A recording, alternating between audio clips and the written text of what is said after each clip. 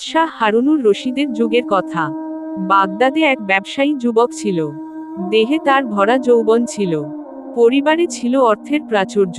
ভোগ সামগ্রী সব ছিল তার হাতের মুঠোয়। তার দোকান ছিল সাগরতুল্য, তাতে স্বর্ণ রূপার স্তূপ ছিল। তার বাড়ি ছিল স্বর্গতুল্য, নহর সমূহ প্রবাহিত হতো যার তলদেশ দিয়ে। ডাগর নয়না 50টি হুর দিয়ে যা শোভিত ছিল। কিন্তু এত কিছুর মাঝেও যুবকটি জীবনের স্বাদ ও সজীবতা খুঁজে পাচ্ছিল না। হৃদয়ের তৃপ্তি ও পরিতৃপ্তির নাগাল পাচ্ছিল না। এরই মধ্যে একদিন সে গোলাম বাদীর হাটে গিয়ে এক অসম্ভব সুন্দরী বাদী দেখতে পেল, যে কল্পনার তুলিতে আঁকা প্রিয়তমার চেয়েও অধিক সুন্দর ও মধুর ছিল। টানা টানা নীলাভ চোখ দুটোতে ছিল তার মায়াবী আকর্ষণ। চেহারায় ছিল তার শিশির ভেজা পাহাড়ি পদ্মফুলের স্নিগ্ধতা ও পবিত্রতা। এক পলক দেখেই যুবকটি তার প্রেমের জালে আটকে গেল। ফলে নির্ধারিত মূল্যের চেয়ে বহুগুণ বাড়িয়ে সে বাদীটিকে কিনে আনল। এতদিনে তার যৌবন সাগরে উথলাটেও উঠল। তৃপ্তির আনন্দে প্লাবিত হল তার হৃদয়। সে এখন সর্বক্ষণ তাকে নিয়েই ব্যস্ত থাকে। তার ভালোবাসার অথই সাগরে ডুবে থাকে। কিছু সময়ের জন্য সে দোকানে যায়, এতেও তার ধৈর্যের বাঁধ ভেঙে যায়। ভালোবাসার অনিরুদ্ধ টানে আবার সে দ্রুত ফিরে আসে প্রিয়তমার আঙ্গিনায়। দিন যতই বয়ে যেতে লাগলো, প্রিয়তমার প্রতি আসক্তি ততই বাড়তে লাগলো। অনিবার্য কারণে ব্যবসার প্রতি অনীহা ও অনাসক্তিও প্রকট আকার ধারণ করতে লাগল। ফলে তার দীর্ঘদিনের বিশাল ব্যবসা তিলে তিলে ক্ষয়ে যেতে লাগল।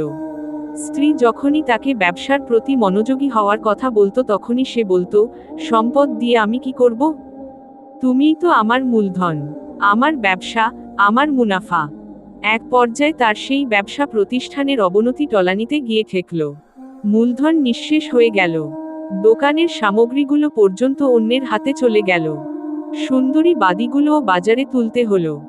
এরপর বিক্রির মতো যখন আর কিছুই অবশিষ্ট থাকলো না, তখন সে বাসগৃহটিই ভেঙে বিক্রি করতে লাগলো।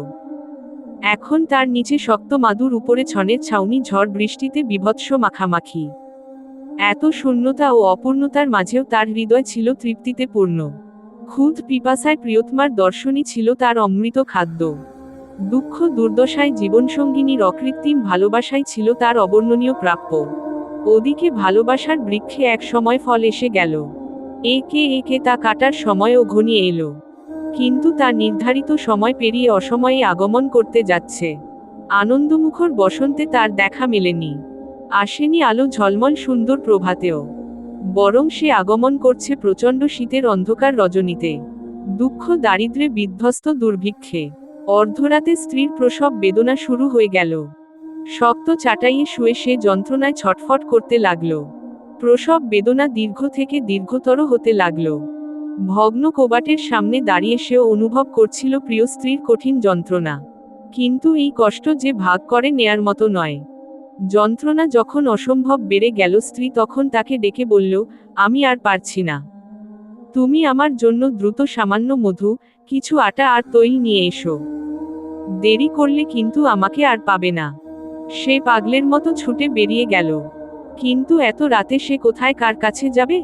সমগ্র পৃথিবী এখন গভীর ঘুমে আচ্ছন্ন। চতুর্দিকে নিকষ কালো অন্ধকার আর কবরের নীরবতা বিরাজমান। হাতে পয়সা কড়ি নেই, বাজারে দোকানপাটও খোলা নেই।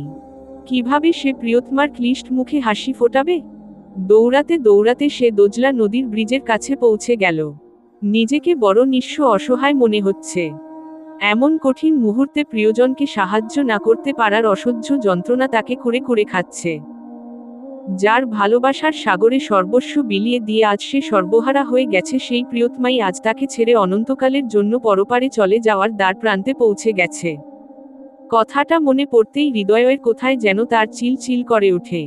তাকে ছাড়া নিঃসঙ্গ জীবন সে তো কল্পনাতীত।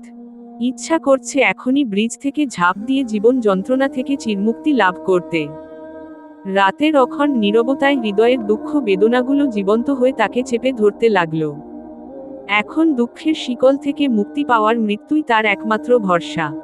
শেষবারের মতো সে ভগ্ন হৃদয় প্রভুর দরবারে হাত তুলে বলল, হে আল্লাহ, আমি তোমার কুদরতি হাতে সঁপে দিলাম।